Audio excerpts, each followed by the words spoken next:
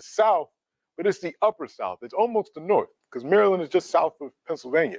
So they're not fighting just for desegregation. She's fighting for economic rights as well, what she called the bread and butter of life. They're fighting for that. So black folks in Cambridge, Maryland are engaging in a struggle that's going to be very similar to other struggles later on in the 1960s and the 1970s. However, they're coming up against white terrorism in Cambridge, Maryland. And the police and the other officials in Cambridge, Maryland don't seem to be able to protect black lives, or at least they seem to be unwilling. So Gloria Richardson, although she starts her organization as a nonviolent organization, realizes very quickly that, no, we need to defend ourselves. And Gloria Richardson begins to advocate for armed self-defense. And the folks in, make sure folks move, and the folks in Cambridge, Maryland start fighting back against the attacks on their communities. Now, Gloria Richardson is not a Muslim. Gloria Richardson is not an extremist in any sense of the word, but she's willing to protect herself and her community against attacks by white terrorists or by police that are sympathetic to white terrorists. So this is happening all in 1963. And it's not just Cambridge, Maryland. It's other places around the country where black folks are looking at this nonviolent issue, and they're saying, the question of nonviolence, and saying, we should be able to defend ourselves. There's too much violence going on for us to just, sit here and take it. So you have this, yeah. What exactly how were they defending themselves? What exactly were they doing? Using guns, firing back when folks came into the areas to shoot, not just in Cambridge, Maryland. Earlier on, in the late 1950s, you have a man named Robert Williams in North Carolina, Monroe, North Carolina, who fought against the Ku Klux Klan. You had black men throughout the South that had formed a secret organization called the Deacons for Defense in Louisiana, in Alabama, and Mississippi. These were World War II veterans, Korean War veterans, who were Christians, but were practicing what Malcolm and the Muslims were preaching, which was armed self-defense, not offensive violence. They weren't going into white communities, killing white people. They were saying, if you're going to attack us, we have the right to defend ourselves. So all of this is happening. And remember how we left off in 1962. King is trying to figure out how we can make nonviolence work again. Because for King, nonviolence is not just a principle, it's also a tactic. It's a tactic. And his tactic was foiled in Albany, Georgia in 1962. 1962, as we talked about last week, the sheriff in Albany, Georgia, read King's book. He figured out a tactic to neutralize nonviolence. Hey, if you're not violent with the protesters, then you just arrest them peacefully. They don't get the media attention, and it doesn't work. So King was failed basically in Albany, Georgia. They didn't get the desegregation gains that they wanted to get. They didn't get the media attention that they wanted to get. So King has to he needs a victory. He needs to find a city, a movement that he can go into, that he can show that nonviolence and nonviolent direct action and protest is still a way to make social change. Malcolm X is frustrated at the end of 1962 for two reasons. One, we talked about last week. The attack on the mosque in Los Angeles and the killing of Brother Ronald Stokes. When that happened, Malcolm wanted to respond. He wanted the nation to go and attack the police, and Elijah Muhammad said no. Elijah Muhammad said, we're not going to retaliate with violence, which again goes against the message that Malcolm had been preaching to the entire black community, that if you're attacked, you have the right to defend yourself using armed defense. So Malcolm is frustrated with that. He wants to get more involved in the civil rights movement. He wants to avenge attacks on black lives using the paramilitary trained Nation of Islam, but Elijah Muhammad doesn't allow it.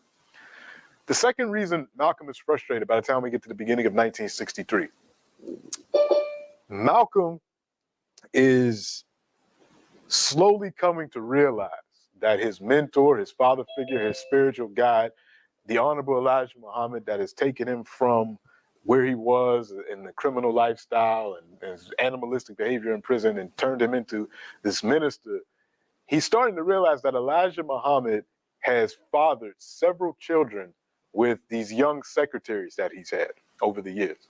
Now, this rumor had been around since 1955, Malcolm says in his autobiography, but he never believed it because the selling point of the Nation of Islam, what the Honorable Elijah Muhammad had taught and what the Muslims had followed was strict moral purity.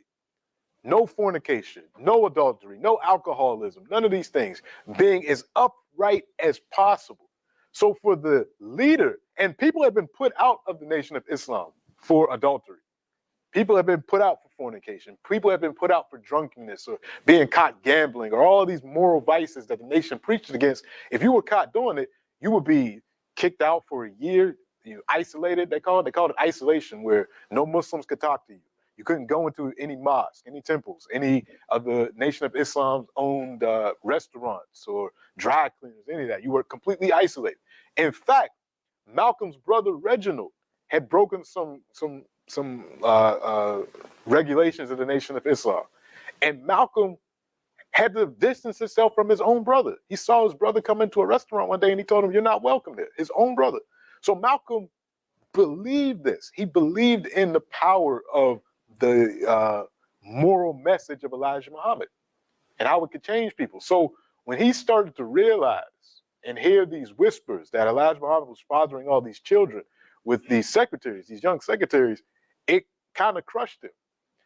Particularly when he asked Elijah Muhammad's son, Wallace, about these rumors.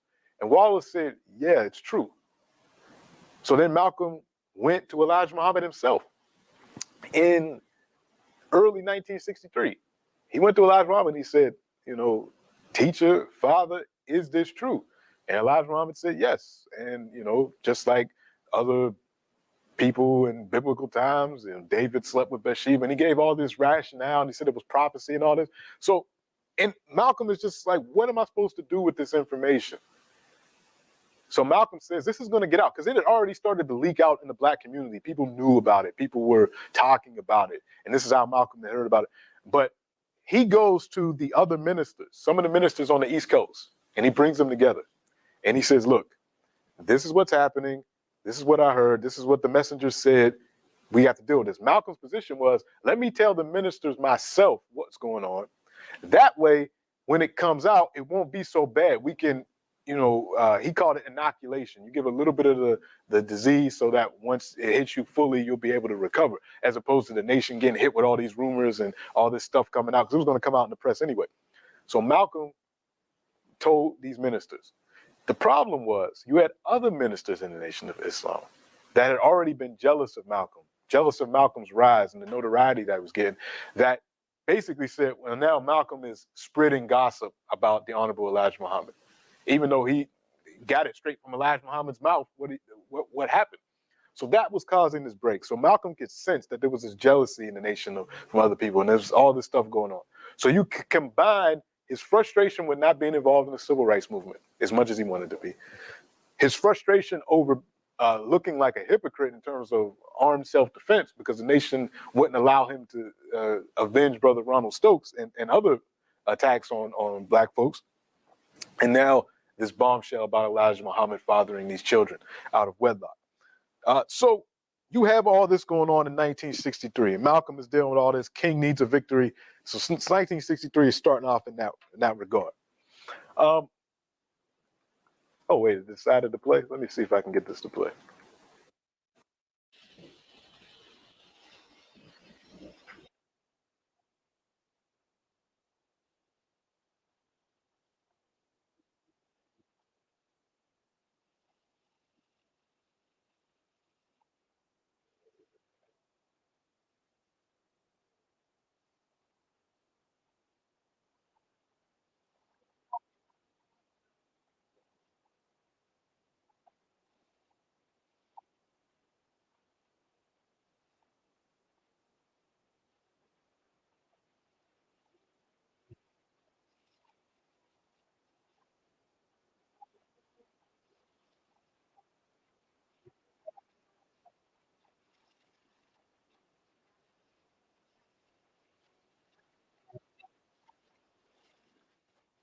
I just wanted to play that because what that video was showing, Cambridge, Maryland is not far from DC. So when black people started to fight back, that's when the government decided to bring in the National Guard to stop the protests.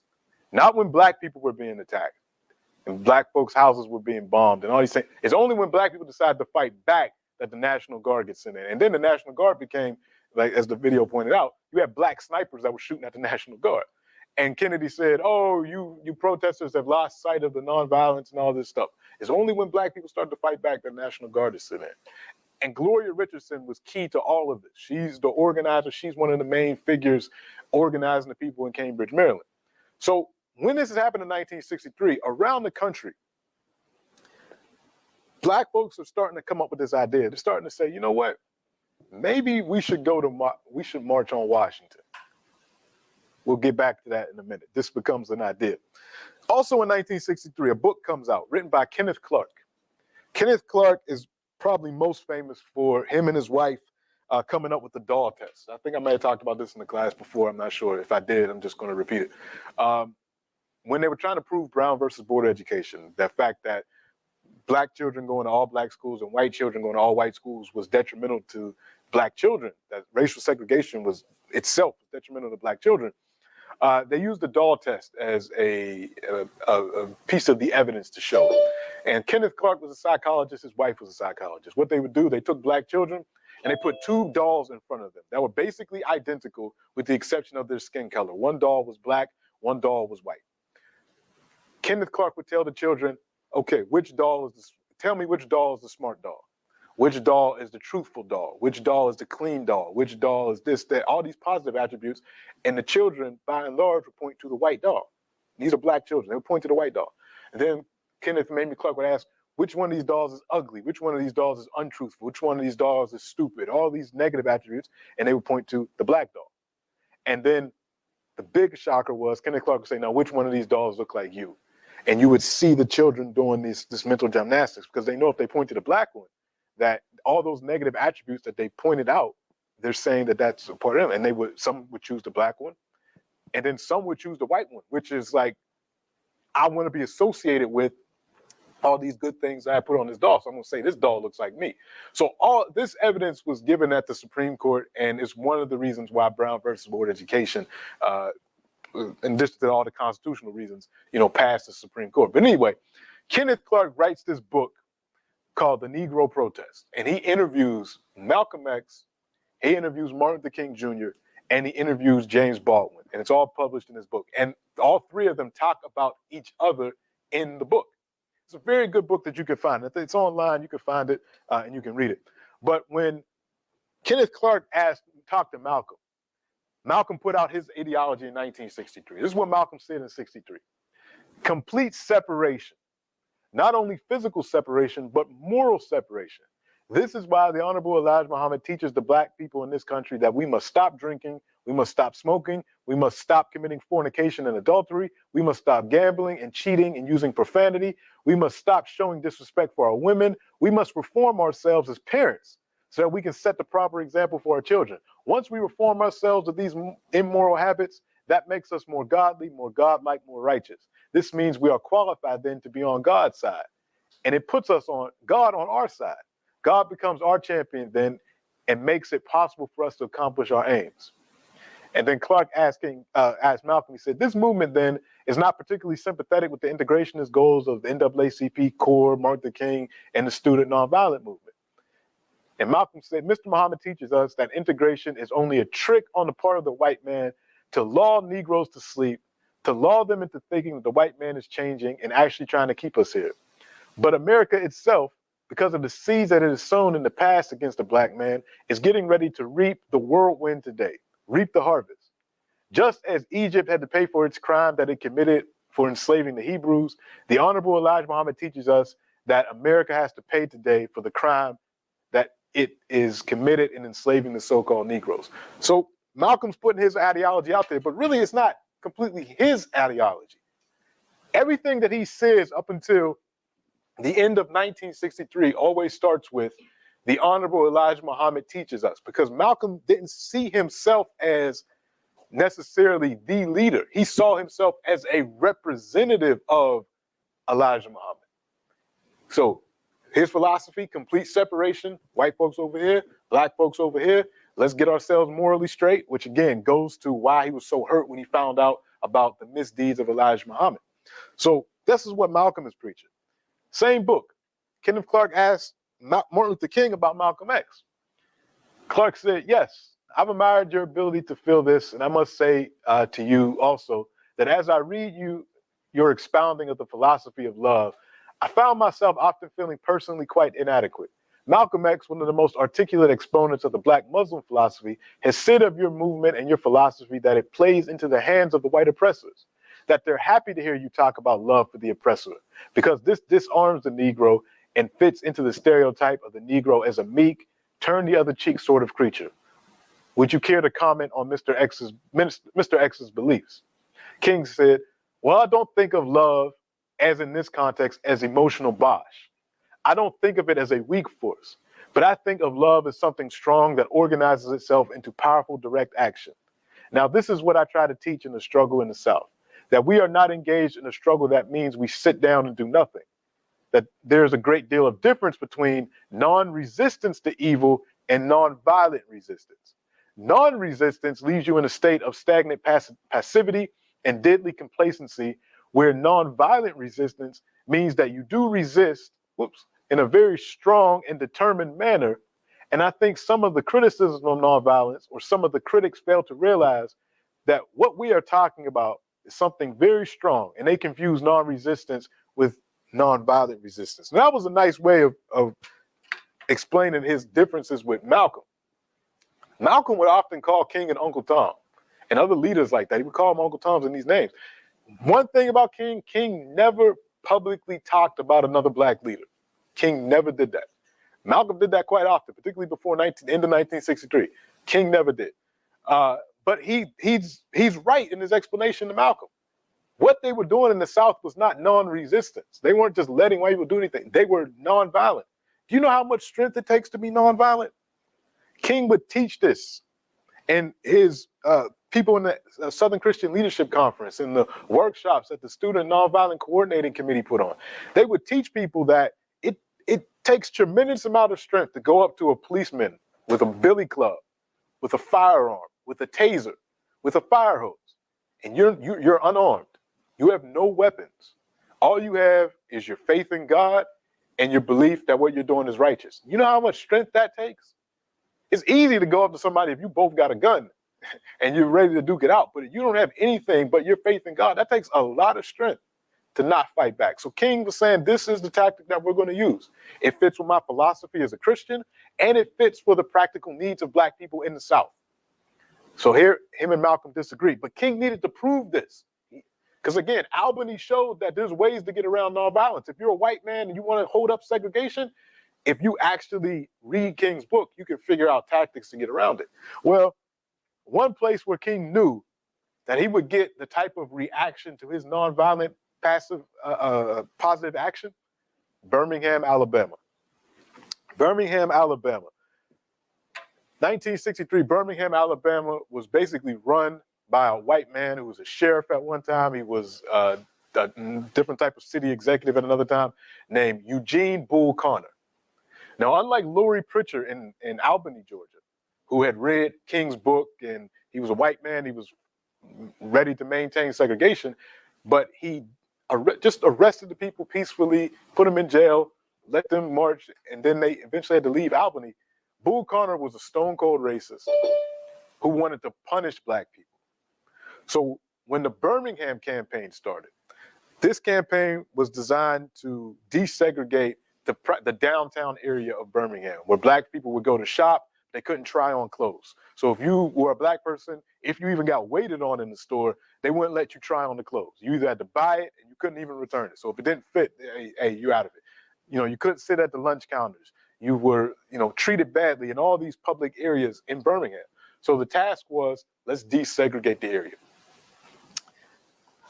First, you have the Southern Christian Leadership Conference trained folks, the adults. They go into Birmingham, they're marching. Eugene Bull Connor attacks them, police dogs, fire hoses, arrests all of them, including Dr. King. The next step, they start using the children. They use children, high school children, middle school children that go and then they march. And Bull Connor doesn't hold back on the children either. Police beat children. They stick to dogs, fire hoses, all of these things. So it's making international news. This is the footage from Birmingham is what people generally think about when they think about the civil rights movement. It's the Birmingham footage. It's the fire hoses. It's the dogs. It's the billy clubs. It's all of that put on these people. So King is in jail in Birmingham, and because of all this attention and the brutality that's being unleashed by Bull Connor, a bunch of clergymen, most of them white, write this op-ed, and they write this letter to Dr. King basically saying, you're asking for too much too fast, you're putting children in harm's way, you're getting people attacked, you're a troublemaker, nobody asked you to come to Birmingham. In Birmingham, we have good relations between blacks and whites. Why are you doing this, all of this? You're asking for too much too fast. You should just be happy with Brown versus Board of Education. You should be happy with some of these other things. So King, in jail, reads this, and he's compelled to respond. And King responds with one of the greatest philosophical texts and theological texts that you can find. It's called The Letter from Birmingham Jail. A lot of college students read it if they're in theology, if they're in philosophy classes. And he writes this piece in the margins of newspapers on toilet paper rolls. He writes this, and he gets this letter out. And the letter is addressed to fellow clergy. And he addresses their arguments point by point. First, he said, why am I in Birmingham? Because there's injustice in Birmingham. And one of King's most famous quotes, injustice anywhere is a threat to justice everywhere. So this is why I'm in Birmingham. I'm not restricted to Atlanta. I'm not restricted to Montgomery. I can go anywhere that there's injustice. So I will be there. King goes on to talk about the steps and necessity of nonviolent direct action. He says, we're not here as untrained people. We train, and this is why we use nonviolence. And this is why we will continue to use nonviolence in the South. It's his great letter defending his position. He brings in Christian theologians like St. Paul. He brings in St. Augustine in his writing and talks about how it's a necessity to resist unjust laws. If a law is unjust, you have a Christian duty to resist that law. Now, you don't resist it violently, but you use all nonviolent options possible. The boycott, the sit-in, the march, lawsuits, anything that you can use. If it's an unjust law, you have the Christian duty to resist that law. Then he went on to address the clergy who were saying, you're asking for too much too fast. It should be, they were saying, let things happen gradually. You can't ask white people to just automatically just want to shop with black people, or you're asking too much of white people. Let slowly. King said, no, we don't have time to wait. We can't wait. King says, we've waited for more than 340 years for our constitutional and God-given rights. Then he connects it to what's going on in the rest of the world. He says, the nations of Asia and Africa are moving with jet-like speed toward gaining political independence. But we still creep at a horse and buggy pace toward gaining a cup of coffee at a lunch counter. So he's saying, we can't wait. Look at what's going on with the rest of the world. We can't wait. So when you get a chance to read a letter from Birmingham jail, it's worth your time. So he writes this. The rest of the black folks in Birmingham, and the Birmingham campaign is happening around Easter. And the activists in Birmingham are doing these sit-ins and these protests in the shopping districts in Birmingham, because this is where black people spend a lot of money around Easter time. Because, you know, black communities, church time, people want to look fresh. Everybody want to get a brand new suit. So when they told the people this is when we're going to boycott, it caused a lot of the white shops to lose economically. Eventually, however, because the white shops were losing so much economically, because of all the negative attention Birmingham was getting in the international press, because the Soviet Union was showing these images all over the world, like, look at what's happening to black people in the United States. When this was occurring, the city government gets together with the leaders. King is eventually, bailed out of jail, and the other leaders, they get together, and an agreement is made. An agreement is made. Now, it's not like most political compromises. It gave some to the black folks, some concessions about desegregation and being able to use the dressing rooms and those types of things. But it didn't give them everything. And it said, some black people will be hired at certain places. So there were some economic concessions, but it wasn't a complete victory for the blacks. It wasn't a complete victory for the whites. A day after this agreement is made, two things happen. Two bombings happen. Birmingham was also called Bombingham because the white terrorists in Birmingham were really good at using bombs. Birmingham was one of the center places of the new industrialization of the South. So there was a steel industry. There was a lot of, construction industry. So a lot of demolition supplies were around Birmingham. A lot of white folks that were skilled in demolition. So the Klan, the White Citizens Council, all these white terrorist organizations, they use bombs a lot in Birmingham. So the night after this agreement was signed, the hotel that Dr. King and the other activists were staying at, which was owned by a black man named A.G. Gaston, who at the time was the richest black man in America, his hotel was bombed. Dr. King's brother, who was a pastor in Birmingham, A.D. King, his house was bombed. Now, luckily, nobody was killed in these. People were hurt, but nobody was killed. These bombings that night, one eyewitness said they saw a police officer plant the bomb. And then they saw another white man come up and detonate the bomb. So police were implicated in this. The Klan was implicated in it. A lot of the police officers were also Klansmen. So all this is interactive. And the Klan had a big rally and a big meeting not far from Birmingham at this time. So the Klan's all involved in this. It's really interesting. According to FBI files, one of the Klan's members that was supposedly also an FBI informant said that, but he was more of a Klansman than an FBI informant. Like he was more loyal to the Klan than he was to the FBI. He tried to feed the FBI that black Muslims had planted the bomb as a false flag operation. So this is how they're already trying to blame Muslims for this. But anyway, when these bombs went off, the rest of black Birmingham that wasn't nonviolent, they took to the streets. Because you have to remember, when King is down here demonstrating, not every black person in Birmingham is down with Dr. King's cause. Some of them are like, I'm not sending my kids down there to get beat up by the police, and I'm not going down there to get beat up by no police. So you had a lot of these black men now, again, were World War II veterans, Korean War veterans, and just street folks. So when those bombs went off, black people started to fight back in the streets. They started to attack white people. They started to attack the police. And all this happened in May 1963. Now, let's go back. Easter 1963, April 1963, all of this is happening. And it's on the news. Black people are being attacked by dogs. The fire hoses are being put on people. People are getting tased. People are getting hit with billy clubs. Nothing from the White House. No response from the federal government. May 1963, when black people start stabbing police officers and shooting folks and throwing Molotov cocktails, now all of a sudden, the Kennedy administration sends federal troops to Alabama. Just like Maryland, it's not until black people start fighting back, starting to say, we're not taking this anymore, that federal troops start to come into the picture. In fact, we have declassified conversations the night that this happened between JFK, and I'll put a link to this on our course website, between JFK and his brother, Robert Kennedy, who was the Attorney General at the time, and they're talking about Birmingham. And Kennedy is like, the blacks, now they've turned to violence. We need to figure out something to do. We got to get Alabama under control. We need to either create some legislation. We got to do something because now the blacks are going to move toward violence. So Kennedy is concerned only when black people start attacking. And the idea of creating a civil rights bill, doing some legislation, starts to come into Kennedy's mind.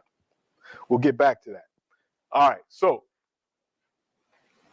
this happens in Birmingham. What we saw happen in Cambridge, Maryland is happening.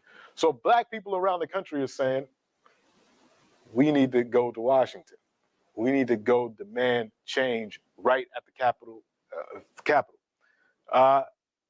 To preempt this, Kennedy invites the top civil rights leaders to all come to Washington because he's hearing these things. The black community is uproared about to come to Washington, and it's not going to be a peaceful march.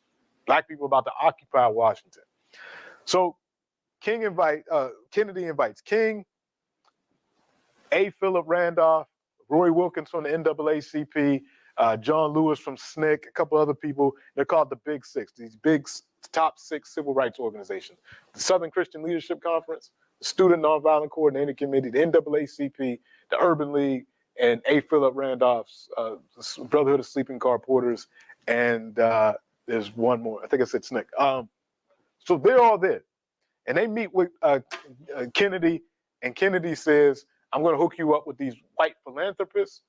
They're going to give you money for your organizations, and this is what we're going to do. We're going to help steer this civil rights thing. Malcolm's going to talk about that in a minute. Yeah.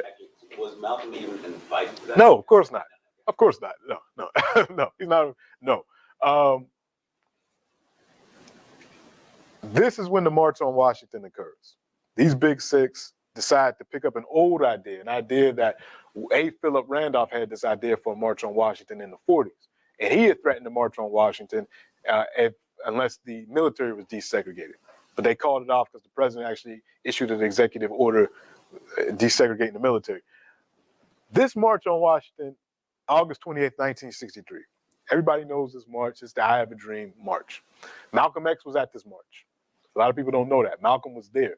He writes about it in his autobiography. We're going to hear what Malcolm has to say about this march. But it's at this march that King gives his most famous speech, the one that has attached to Dr. King, the I Have a Dream speech. But that shouldn't really be the name of the speech, because the I Have a Dream part is not the entire speech. It's only the last third of it. Most of the speech, he's lambasting America for not giving Black people their rights. I just want to play the first part of King's speech for you so that you can hear what he said at the beginning.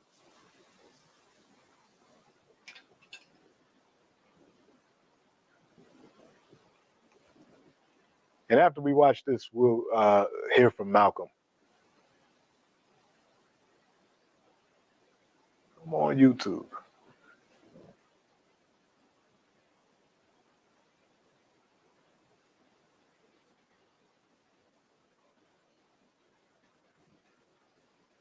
Let's see, let me go out of it and come back.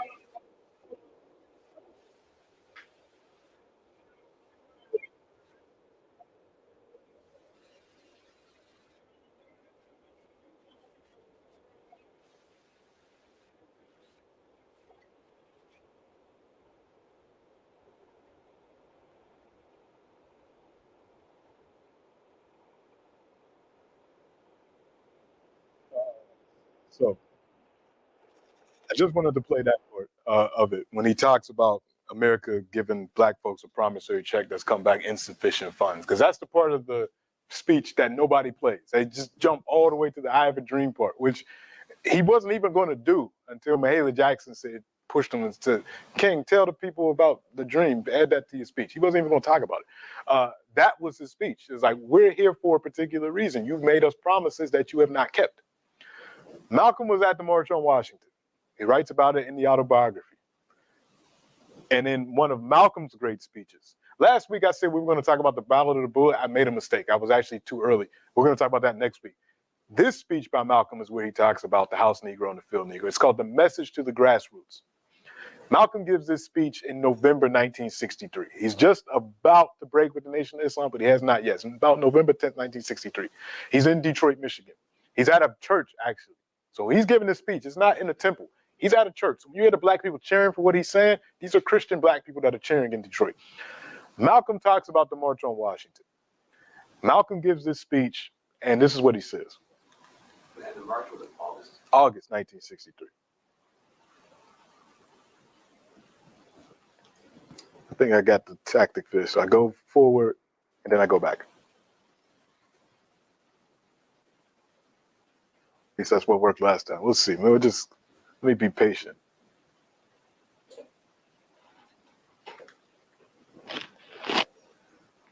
All right. I'm glad you're playing this clip, Clyde. As you know, this is highly relevant to the work I'm doing. Oh, we're not done with this speech. This is just a speech part with the March on Washington. We're going to actually get into some more elements of the speech if it decides to ever load. It's so powerful that they don't want us to hear it. Let me see.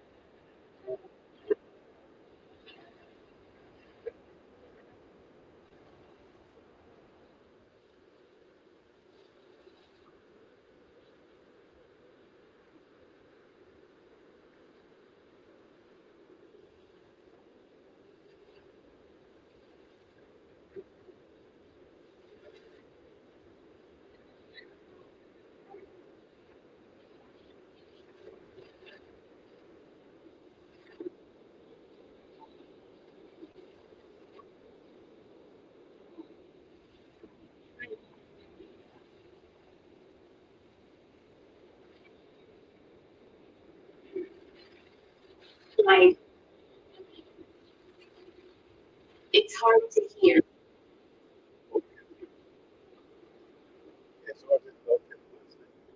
Let me see if I can pause this. Is there a way that we...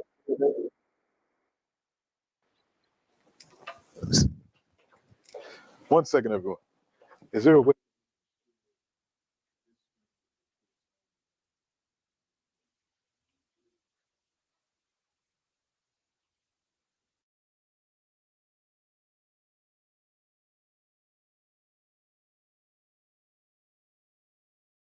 So essentially, we'll go straight to Q&A because I know it was hard to hear. Sorry about that. What we'll do is we'll play more parts of the speech, but essentially what Malcolm said in this part, his critique of the March on Washington was this: the Big Six had come. The black folks were saying that they were going to march on Washington. They were going to shut Washington D.C. down. Black people were going to sit at the airport so no planes could land in D.C. They were really going to take D.C. over. But then Kennedy called in the Big Six. He said, look, you need to get in charge of this march. You need to get ahead of this march. You need to be at the head of it. And if you're not at the head of it, I'll put you at the head of it. And we'll give you funding and we'll do all these things. So by the time the March on Washington happened, it was more like a picnic. It wasn't a protest march in a sense. You know, they told the black people when they could come to D.C. They had the arm, they had the security. They told them when they could come, when they could leave, when they should leave D.C. It was well ordered. It was well organized, orderly. People listened to speeches and then they went home. And Malcolm was there. He said it was a farce. He said it was so well controlled that they wouldn't even let James Baldwin speak. Malcolm talked about this. He said they wouldn't even let James Baldwin speak because they weren't sure what James Baldwin was going to get up there and say. So they wouldn't even let James Baldwin speak at the march. A couple of years, last time we did this course, someone asked me the folks that you see in the hats, white hats in March on Washington, that was actually security. Those were black men that were firefighters and policemen that operated as security for the March on Washington. Those folks you see with the white hats on the video. But that was Malcolm's critique of the whole thing. He called it the farce on Washington. He said, you're marching between Lincoln and Washington, the Lincoln Monument and the Washington Monument, two dead white men that did nothing for you. And you're singing and you're chanting, and then you go home. He said they controlled it so much that they told you what, you couldn't even bring signs. They brought the signs to give you, to hold up. So he said, this is what that was. And you can see in the speech that he's referring to King and the other leaders as Uncle Toms and all these things. And this is why Malcolm's still in the nation. So again, as I point out, this is when they're the furthest apart, 1963, the furthest apart ideologically. We'll stop there for a second. I'll open it up for Q&A, and we'll get back into it. So yes, we got a few hands. Are there any questions in the chat? Audio is poor yet. Audio. Yes, we're working on audio. And I will share the videos because I know it was hard to. Okay, that's so that I don't think there's any questions in the chat. Thank you for that. Let me go to Mr. Francis and then Mr. Thomas. Good morning, everyone, and as always, a very good presentation, Dr. Ledbetter. I wanted to find out how honorable was Elijah Muhammad. But his very own behavior was diametrically opposite that of his teaching. And this is a common denominator amongst many religious leaders.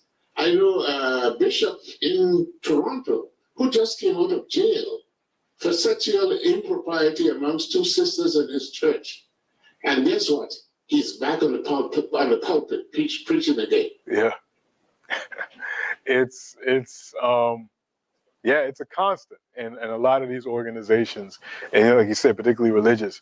I give Elijah Muhammad a lot of credit because he did create an organization that did pull up Malcolm and others from the degradation that they were in. But he's a man. And in fact, Malcolm writes in the autobiography, he says, I believed in Elijah Muhammad more than Elijah Muhammad believed in himself.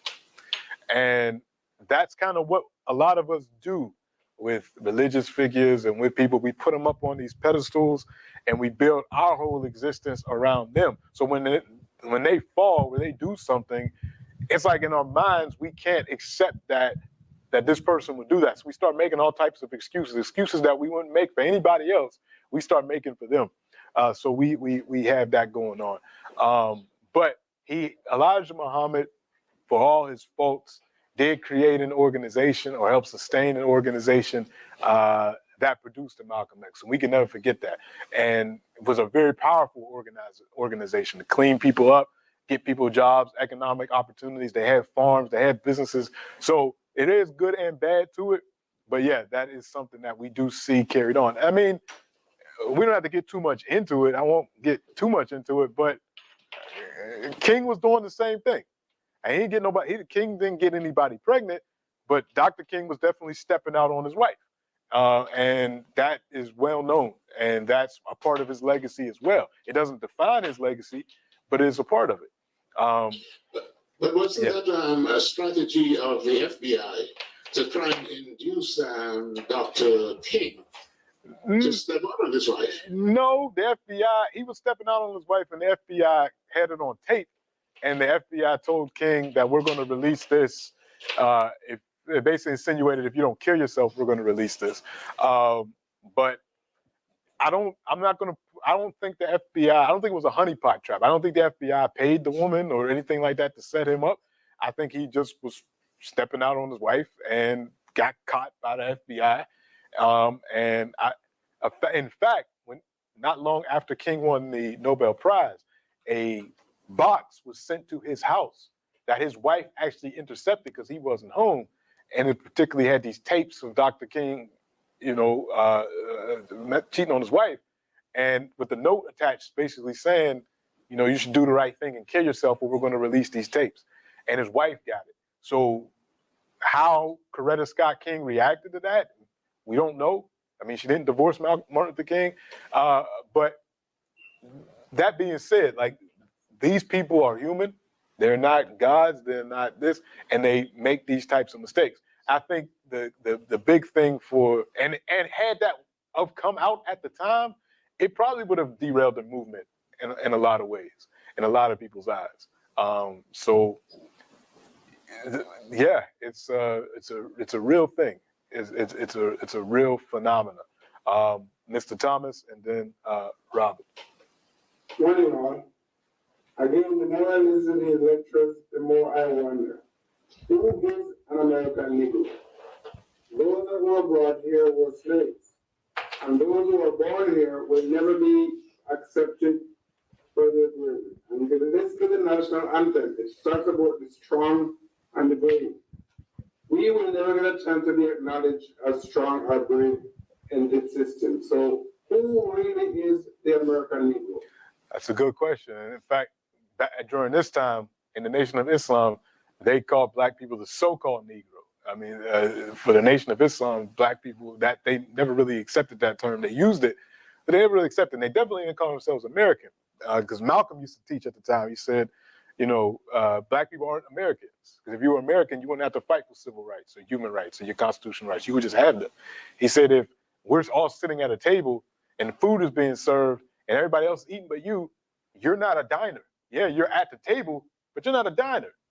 Malcolm used a lot of similes and metaphors. He used to say, if a cat has kittens in the oven, you don't call them biscuits. He said, just because of where you're born doesn't mean that you are that thing. So being born in America, if you don't have the rights of an American, if you don't have all these things, then you're not an American. So that was something that a lot of folks still hold on to today. Not many people vocally, but a lot of people have that opinion, and that was the opinion of the nation back then. So yeah, you're spot on with that understanding.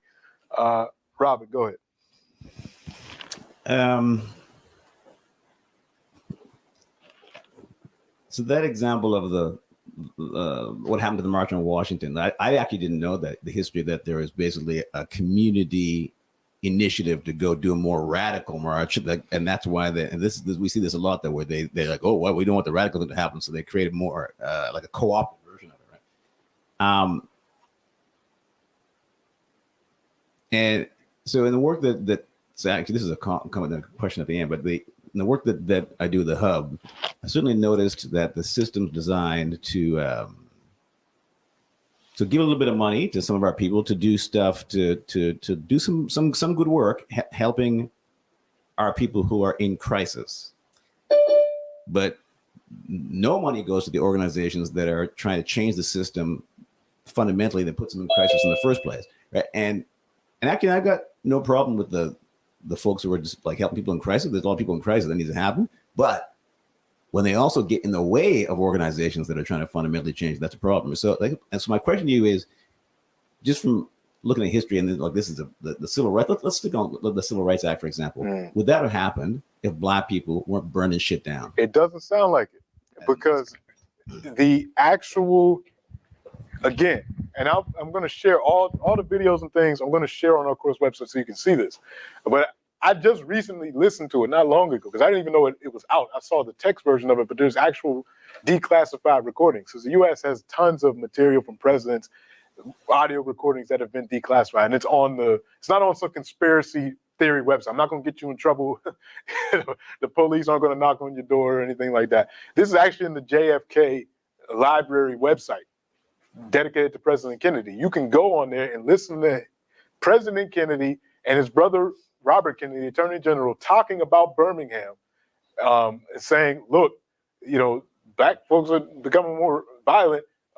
We might need to pass some legislation to stop this from happening. And it's within the same breath that they're also talking about Cuba. So they're seeing this in the international dimension that it is, that if we keep having these disruptions, places like Cuba, the Soviet Union, all these African nations that are now getting independence, Asian nations are seeing this, and it's embarrassing the United States, and it's threatening the United States' position geopolitically. We got to do something about it. So Kennedy was one of the reasons. So it's actually funny, going back to what you mentioned, it wasn't just Kennedy bringing them together, because they have been fighting amongst each other. Malcolm talks about this in his speech.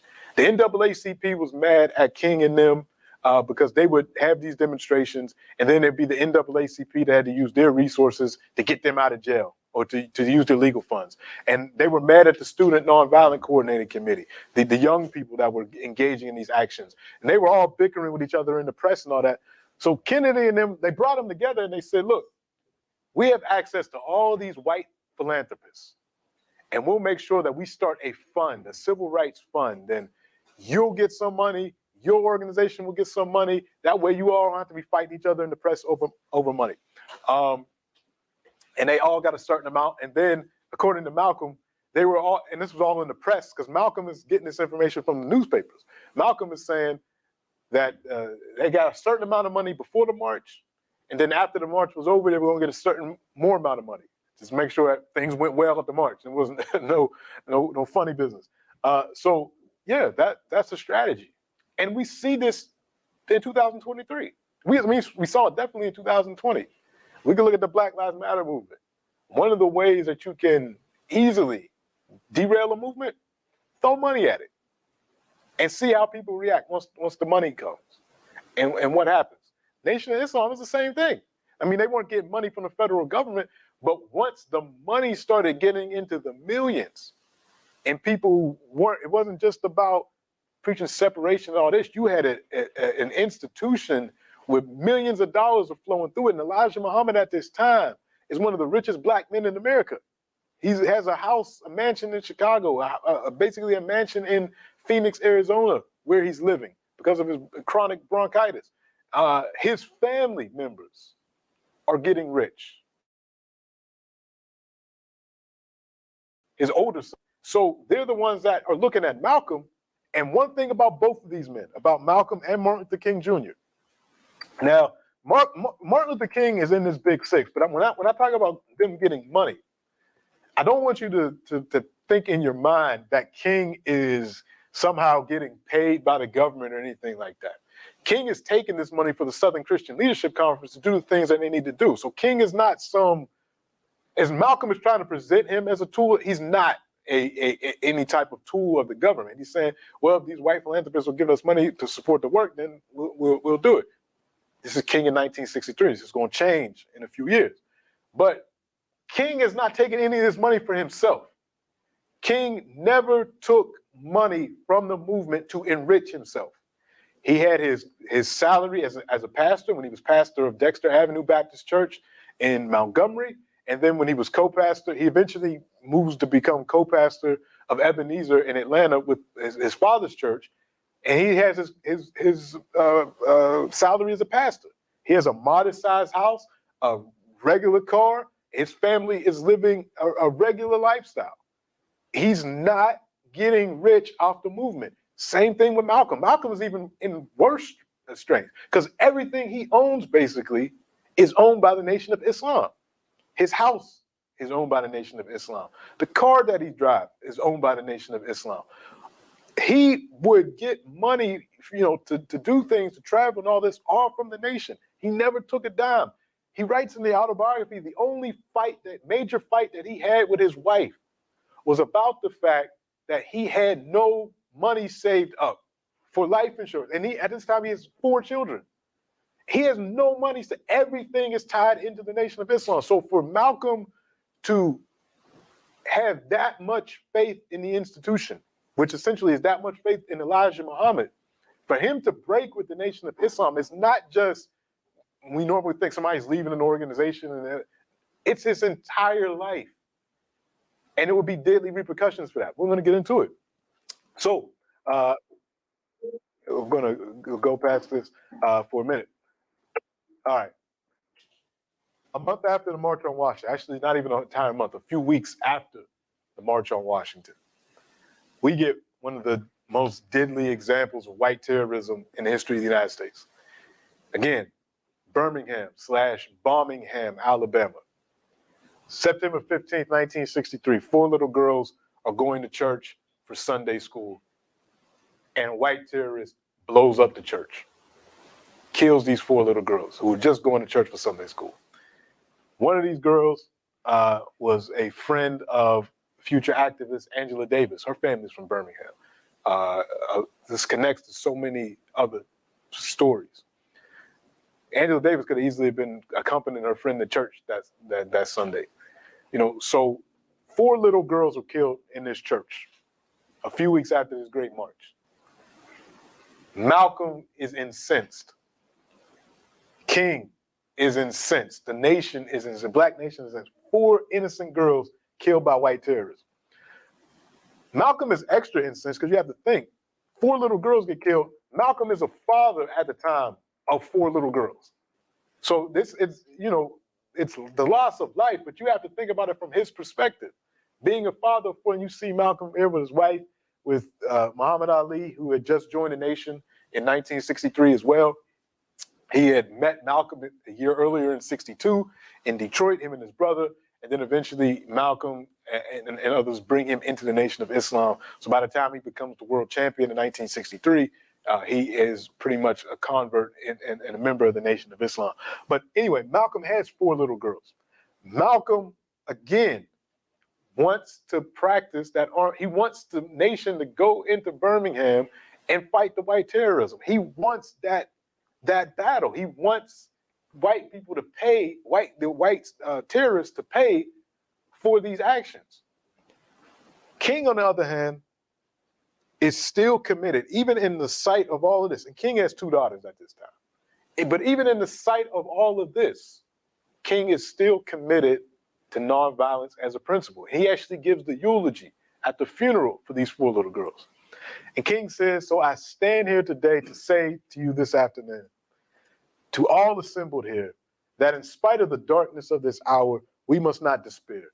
We must not become bitter, nor must we harbor the desire to retaliate with violence. No, we must not lose faith in our white brothers. Somehow, we must believe that the most misguided among them can learn to respect the dignity and worth of all human personality." And it was hard for him to say these words. I mean, but this is how deep King's commitment to the principle of nonviolence is. He is a true follower of Jesus. King is committed to this principle. So it's non-negotiable for him. So this is, again, where they're furthest apart. Malcolm would talk about this in an interview at Berkeley. Let me see if this one plays. And we set up another microphone near the TV, so it might be a little bit better to hear. But again, all these videos, I will post on our course website.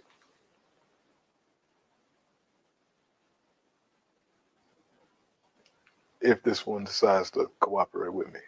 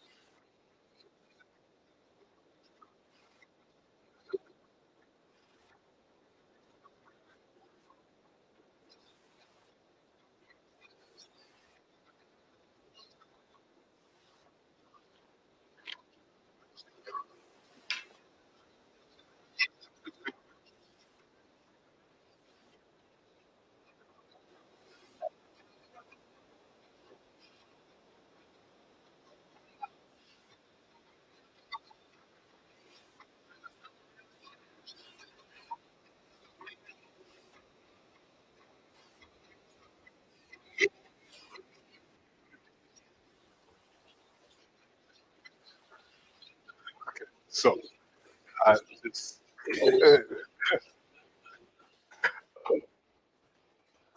Can bring receipts. yeah, he was good with the citation. So this was again, and he's really holding back his anger because he's really upset at this time. But, however, so many other folks in the black community could say, well, I mean, you're on TV and making press conferences and you're talking about all this, but we never see the Nation of Islam or any of the Fruit of Islam and any of these folks down here in these struggles. So you're talking about this armed self-defense. You're just talking. At least King and them are down there. They're confronting the police. They're doing so non-violently. They're doing all this. They're the ones getting bombed. They're the ones getting shot at. In June 1963, Medgar Evers, the leader of the NAACP in Mississippi, is shot down in his own driveway. So there are people giving their lives for this. Where's the Nation of Islam? You're not in it. I mean, they're at least there. So Malcolm is still dealing with that as well. Like, yeah, you're talking about all this tough talk about armed self-defense and not being nonviolent, but where are you? So that's a real question that he has to respond to in 1963. So that part of that speech that I was playing earlier, where he talked about the March on Washington, again, that's part of the larger speech called The Message to the Grassroots, where he's trying to answer some of this. And this is in November 1963. In his mind, Malcolm knows that the break with the Nation of Islam is probably going to come. He's starting to see things behind the scenes, the talk, the murmur among some of the other leading ministers and other things that are happening. He wants to get involved in these struggles, and he's being, handcuffed by the nation. So he brings up this question of, in this speech, he breaks down a number of things. He breaks down the difference between the Black Revolution and the Negro Revolution. He talks about the difference between the House Negro and the Field Negro. And then, of course, he gives his views on the March on Washington, which we talked about. But these are the 2 points that I want to bring up that he talks about in this speech. The first 2. Let me see if my tactic works. Let me go back.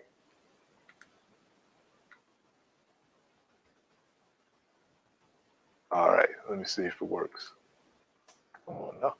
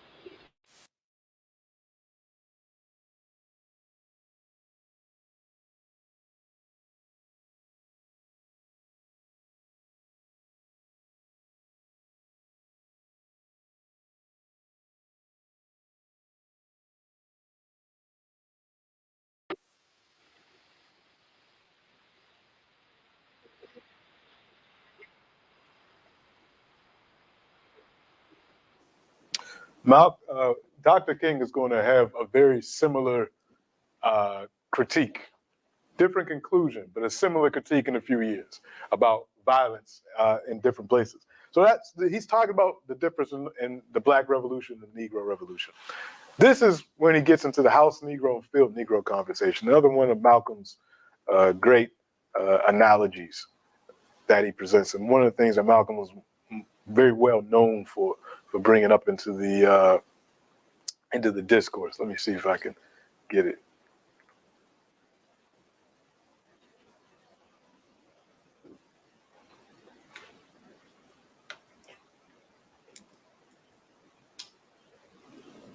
All right.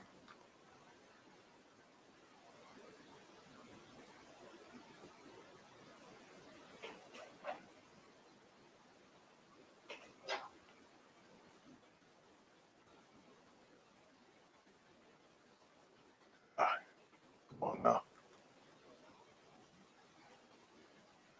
Technology today.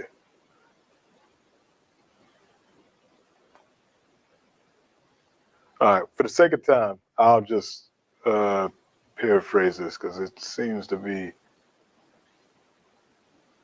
going kind of slow. Essentially, Malcolm makes the comparison. He says, back in the days of slavery, you had the house Negro and the field Negro.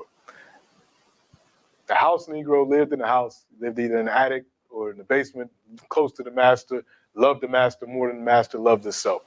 The house Negro, when the master would get sick, the house Negro would say, "What's the matter, boss? We sick." If the master's house got on fire, the house Negro would be the first person to try to put it out. Whereas the field Negroes would be praying that the house burned down. The field Negroes would always be talking about getting away from the master, fighting the master, and seeking freedom. And the house Negro would always go to the field Negro and say, "Why would you want to be free? Better, where are we going to live better than this? Where are we going to eat better than this? Where are we going to have better clothes than this?" And he said, this is just like America today. The Nation of Islam is telling you we need to separate from the white man. We need to get our own land. We need to have our own communities. We need to have our own this. But you still have these house Negroes that are saying, no, where are you going to live better than America? Where are you going to get treated better than the U.S. government and all these things? This is the analogy that he was making. And he's painting the Nation of Islam as being that field Negro mentality, that we need to separate. We need to go. We need to form our own community. We need to take care of ourselves. We don't need the white man taking care of us. And if his house burns down, that's fine. Let it burn down. Again, I'm going to put this link up on our course website so you'll have it. That speech was given on November 10th, 1963.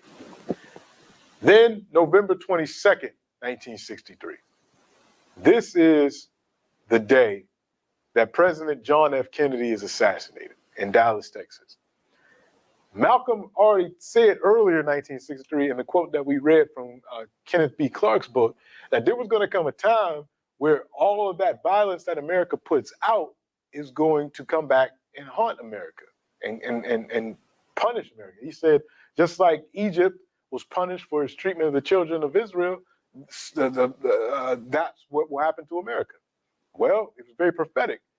November 22nd, 1963, Kennedy is assassinated. Elijah Muhammad immediately, preemptively puts out a message to all the ministers in the Nation of Islam. Do not say anything about the president's assassination. Don't say anything. If the press asks you about it, say no comment. Don't say anything about it. We don't want negative attention brought to the Nation of Islam during this time. Again, we have to go back to what I talked about during week one. Elijah Muhammad had spent years in a federal penitentiary because he had run afoul to the U.S. government by not fighting in World War II and seeming to be sympathetic to the Japanese. Elijah Muhammad gets out of prison. He rebuilds the Nation of Islam, and he wants to maintain that the Nation of Islam is a purely religious organization. Now that the millions have come in, there's a lot more to lose. Elijah Muhammad is telling his followers, don't say anything about this. So not only is he telling his followers, you can't retaliate when attacked, like when the mosque was attacked or when other black communities are attacked, the Future of Islam can't do anything about it. He's also telling his followers, now you can't say, the ministers in particular, don't say anything about the president's assassination.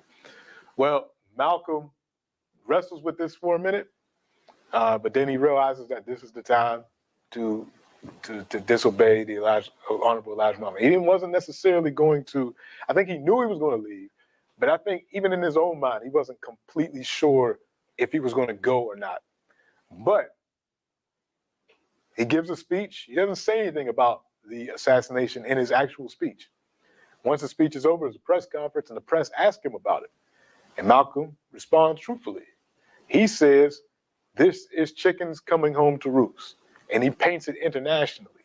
He says, the United States puts out violence all over the world. They killed Lumumba in Congo. We're going to talk about Malcolm X in Congo next week. They killed all these other people. You know, all the civil rights workers that died, all this violence that has happened in America, and now it has come back and killed one of his chief farmers. He says, just like chickens coming home to roost. When you send your chickens out, and the United States sends chickens of violence out, well, every night those chickens are coming home to roost. And he said, me being an old farm boy, chickens coming home to roost never made me sad. In fact, it only makes me glad. So when this get out, of course, it made front page news. Muslim minister seems to gloat about the president's assassination. Elijah Muhammad calls Malcolm X. I told you not to say anything. You've openly disobeyed me. I'm going to silence you for 90 days and isolate you for 90 days. You can't speak in any mosque. You can't be around any other Muslims. You can't do any of that, particularly speaking in the mosque. Well, first Malcolm thought he just couldn't speak nationally. Then Elijah Muhammad said, no, you can't even speak and teach in the mosque in New York, mosque number 7. So he knew it was over at this point. He knew that the silencing wasn't just going to be for 90 days. So it went from 90 days to then being indefinite, an indefinite silencing. So he would never be able to preach again, never be able to do any of those things. And it was a way for those folks, those forces inside the nation that were already jealous, that already thought he was getting too much spotlight, to silence him. And all this was going on. So he breaks with the Nation of Islam at the end of 1963. And essentially, he knows what this means. Remember, the nation owns his house. The nation owns his car. He has very little in terms of savings. It's dangerous for him to leave because him leaving shows that he has severed his relationship with the Honorable Elijah Muhammad. When you do that, based off the teachings of the Nation of Islam, if you're not following Elijah Muhammad tells you to be silent. If Elijah Muhammad tells you you're not supposed to speak anymore, you're supposed to follow that order. That's a divine order coming from God's messenger. So for you to defy that, you are defying Elijah Muhammad. And as a member of the Nation of Islam, to do that in the way that you're doing it, as prominent as you are, that's almost like a death sentence. And particularly once Malcolm started to talk about and give more rationale as to why he left the nation. But that doesn't come out till later. He doesn't talk about the Elijah Muhammad infidelity stuff until after the Nation of Islam tries to kick him out of his house and all these things. That's when Malcolm says, well, I have to, really get into why I left. But he breaks by the time we get to at the end of 1963. 1963 ends a little different for Dr. King. He wins the Nobel Peace Prize. But again, in his personal life, as I mentioned, what was going on with the FBI and all these things. And both of these men were being monitored by the FBI.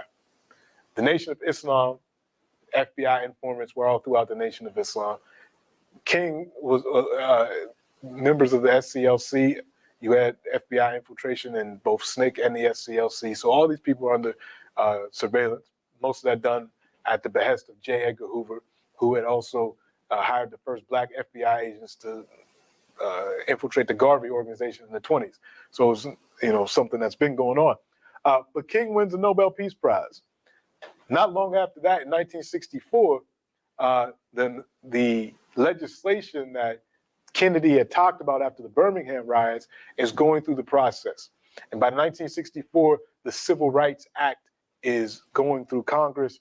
And this would be the only time that Martin Luther King and Malcolm X would actually meet in person.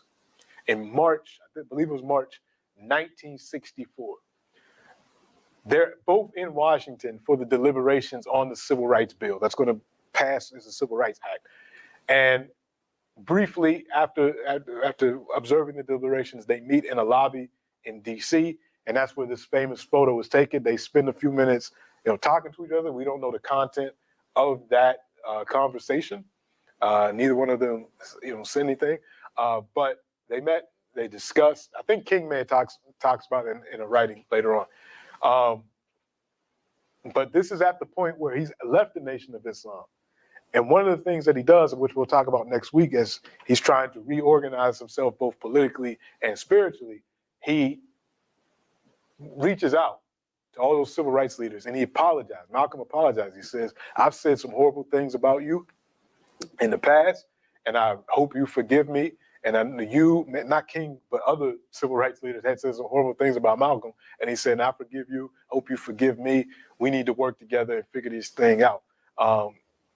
So he does that. But this is their only meeting. Malcolm, we're going to talk about what Malcolm does for the rest of 1964 and into 65 next week. And then we're going to talk about what King did from about 65 to 67 next week as well. So 68 next week as well. That will be the end of our class where we'll talk about these men at the height of their theologies, their philosophies, and their political organizing. So that's what we'll get into next week. I'll open it now for open discussion, questions, any questions or comments that folks may have. And tune in next week for the conclusion of our seminar. Any questions? Let me go into the chat. My teaching assistants have left, so I've got to go into the chat myself to see if we have any questions. Yes, that's the